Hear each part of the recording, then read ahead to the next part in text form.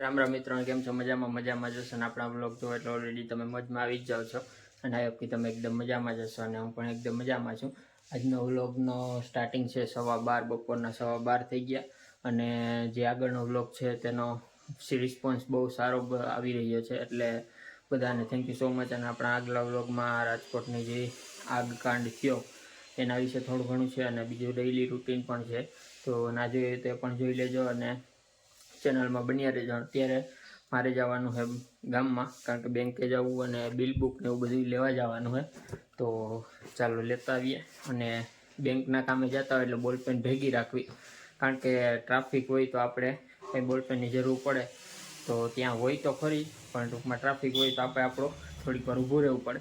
પરંતુ આપણે આપણી લઈ ગયા હોય તો આપણે કંઈક જરૂર પડે તો આપણે તરત ટાઈમસર નીકળી શકીએ કામ કરીને અને બીજાને કોઈને પણ જરૂર હોય તો દઈ શકીએ. પરંતુ ત્યાં એવું થાય કે બોલપેન લઈને જાય ને તો પાછી કોઈ પણ બીજા લઈ જાય ને તો કોઈ દેવા નથી આવતું. એટલે જો તમે એવું કંઈ કરતા હોય તો પાછી જેની બોલપેન હોય એને દઈ દેવી. મારી સાથે તો ઘણી વખત થયું, દર વખતે મારી ભેગી બોલપેન હોય, પરંતુ ઘણી વખત એવું થાય ઘણાને બોલપેન જોતી હોય તો આપું, પણ પાછી કોઈ દેવા નથી આવતું, લઈને નીકળી ગયા હોય કે આપણે વહેલા હતી ભૂલી જાય, એટલે એવું બધું થતું હોય. ચાલો નીકળીએ. અને તડકો હોય બહુ, ટોપી પહેરી અને મસ્ત મજાના નીકળી જાય આપણે કેસરીયો રંગ પહેરીને. તો ચાલો નીકળીએ. મસ્ત મજાનો પવન છે ને, એકદમ મસ્ત છે. કારણ કે મને એવું લાગે છે લગભગ જે આપણે પશ્ચિમ બંગાળમાં રેમલ વાવાઝોડું છે ને લગભગ એન્ટ્રી કરી ગયું છે, એની જ આ બધી અસર છે. અને આજ તડકો પણ લગભગ ઓછો હતો, ખાલી પીક પોઈન્ટ ઉપર જ હતો. ટાઈમ જે વચગાળાનો હોય ને બપોરનો એક્ઝેક્ટ ત્યારે હતું. અત્યારે પાછું છે ને કંઈ નથી, કારણ કે ઠંડારક થઈ ગઈ છે ફૂલ અને પવન એ જોરદાર. અત્યારે જો આખા ઝાડ હલે એટલો પવન છે. આ વાવાઝોડાની જ અસર છે, કારણ કે પશ્ચિમ બંગાળમાં રેમલ વાવાઝોડું છે ને એ આવે છે. આ બાજુ આપણે એટલું નહીં આવે, તો થોડી ઘણી અસર તો દેખાડે જ, કારણ કે પવનરૂપી. તો એટલા માટે લગભગ તો આ એટલો બધો પવન છે. તો કેરીની સિઝનમાં પાછી ત્રીજી વખત લગભગ કેરી આવી, લગભગ ત્રીજી વખત આવી છે. અને આજ વખતે જાણીતા અહીંયાથી મગાવી છે. આમ તમને છે ને કેમેરામાં થોડાક આમ કાળા કાળા દાગા દેખાતા હશે, પરંતુ કેરી બહુ મસ્ત છે અને ખાવે બહુ મસ્ત છે. કારણ કે 2-3 જણા રિવ્યૂ લઈને આપણે લીધેલી છે, તો જોઈએ હવે પાકે ત્યારે. અને પાકમાં હવે વધીને 1-2 દિવસમાં લગભગ થઈ જશે. આ થોડી ઘણી હમણાં એક મોયરી હતી ને આવી હતી ને તોય પાકી ગઈ હતી, પરંતુ હજી થોડા દિવસ પાકવા દઈએ અને પછી ખાઈએ. કારણ કે અત્યારે ફૂલ સિઝન મસ્ત છે કેરીની, અને પાછું જો વરસાદ થઈ જાય તો લગભગ કેરીનો જ મજા આવે ખાવાની. એટલે એ પહેલાં ખાઈ લઈએ તો વધારે મજા આવે, કારણ કે ઉનાળામાં જ વધારે કેરીની શું કહેવાય આમ ટૂંકમાં ટેસ્ટ આવે. તો આવી બધી છે ને, જો આપણો દાબો લાગી ગયો છે, અને આપણે ગુજરાતીમાં શું કહીએ દાબો, તો ये हमारा डब्बा लग गया है, तो पाकने के बाद हम खाएंगे. तो કન્ટિન્યુ વ્લોગ મેં દેખતે રહીએ. અને હમણાં તમને સનસેટનો પોઈન્ટ દેખાડું, સનસેટ વ્યૂ પણ દેખાડું. અને આજ તો શું કહેવાય કે વાદળા છે, ઘડીક થતા તડકો છે, એટલે એવું બધું વાતાવરણ છે. કારણ કે હમણાં તમને આગળ કીધું એ પ્રમાણે વાવાઝોડાની અસર હોઈ શકે. જોઈએ હવે વરસાદ કે એવું પણ આવી શકે, કંઈ નક્કી ના કહેવાય. સારા એવું વાવાઝોડાની અસર ત્યાં થાય તો આ બાજુ થોડી ઘણી અસર દેખાય, બહુ ન હોય. એટલે કારણ કે પશ્ચિમ બંગાળ અને ગુજરાત બે સામેના છેડે છે, એટલે બહુ તો અસર ન જ થાય. અંદર વધારે એન્ટર થાય અને આગળ વધતું આવે તો અસર આવે. બાકી સામાન્ય એવો પવન હમણાં હતો એવો પવન હોય, તો એવું બધું છે. તો ચાલો હવે કેરી પાકે ત્યારે ખાવાની થાય છે. મસ્ત મજાની જો માંડવી આવી ગઈ છે, મોરલો માંડવી, ઓરા કહેવાય, ઓરા. ઉનાળાની માંડવી આવી છે, લઈ આવ્યા. ચાલો ખાઈએ. ગરમ કરવા રાખી દીધી.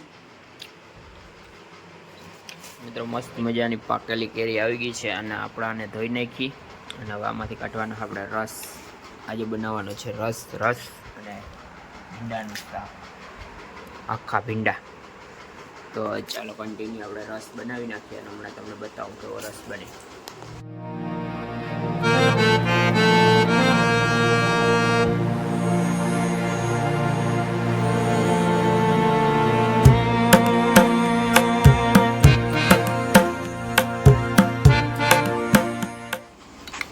કંઈક આ રીતે આપણે ઘરે બનાવેલો રસ બન્યો છે, એકદમ નેચરલી રસ છે, એટલે ખાવાની જોરદાર મજા આવશે. તો સનસેટ ઓલરેડી થઈ ગયો છે, કારણ કે હું પાછો રસ કાઢવામાં, કેરીનો રસ કાઢવામાં વર્ગી ગયો હતો, એટલે ઉપર નહોતો આવ્યો.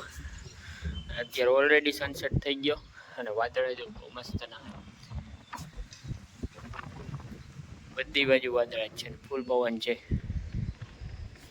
તો રસ નીકળી ગયો છે ને આજે આપણે ખાવાનું છે આ સિઝનનો પહેલો રસ, કારણ કે ઘરે બનાવીને જ ટૂંકમાં ખાઈએ વધારે પડતા. તૈયાર આપણે રસ મળે છે બોટલ, પણ એ કોઈ દી લગભગ કોઈ દી નથી ખાધી અને ખવાય પણ નહીં, કારણ કે બહુ પહેલાંનો સ્ટોરેજ કરેલો હોય. ખાલી ઉનાળા પૂરતી કેરી હોય, ઉનાળામાં રસ ખાઈ લેવાનો, પછી ક્યારેય ખાવાનો નહીં.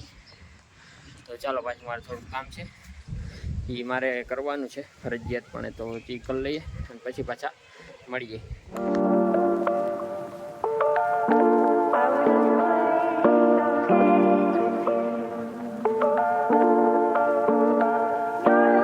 મિત્રો હમણાં ગયો તો ગામમાંથી હેન્ડ્સફ્રી લઈ આવ્યો હું, વાયરલેસ બ્લૂટૂથ 3000 H10/T અને યુનિટ 1 સિરીઝ છે. કઈ કંપની છે તમને ખબર પડી જ ગઈ છે. તો ચાલો હમણાં હું તમને અંદર કેવું છે એ બતાવું. કંઈક આ રીતે પેકિંગ આવ્યું અને હવે જોઈએ હવે કેવું છે હમણાં. અને અહીંથી ઉપર ઓપન કરવાનું.